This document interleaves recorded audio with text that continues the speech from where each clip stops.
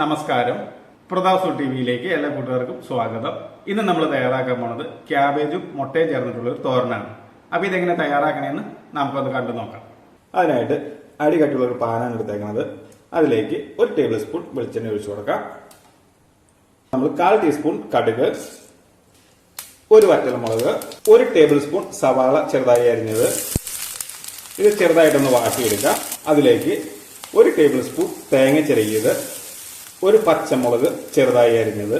ഇത് ഒന്ന് ഇളക്കി വേവിപ്പിക്കാം.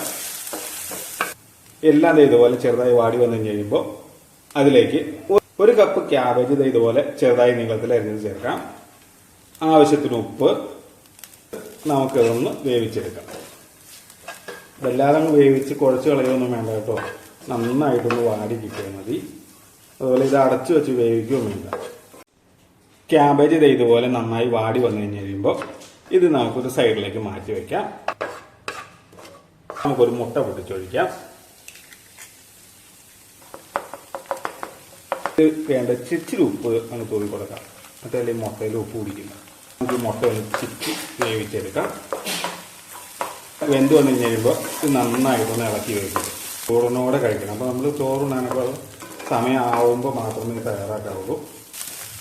അപ്പോൾ ഈ തീ ഓഫ് ചെയ്യാം. അപ്പോൾ അത് വളരെ പെട്ടെന്ന് തയ്യാറാക്കാൻ പറ്റിയ മുട്ടയും ക്യാബേജും വെച്ചിട്ടുള്ള തോരൻ തയ്യാറായിട്ടുണ്ട്. ഇത് അപാര ടേസ്റ്റാണ് കേട്ടോ.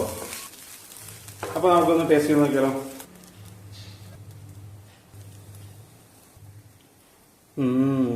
അടിപൊളി, സൂപ്പർ, എന്താ രുചി. അപ്പോൾ തീർച്ചയായിട്ടും നിങ്ങൾ എല്ലാവരും വീട്ടിൽ നിന്ന് തയ്യാറാക്കി നോക്കണം.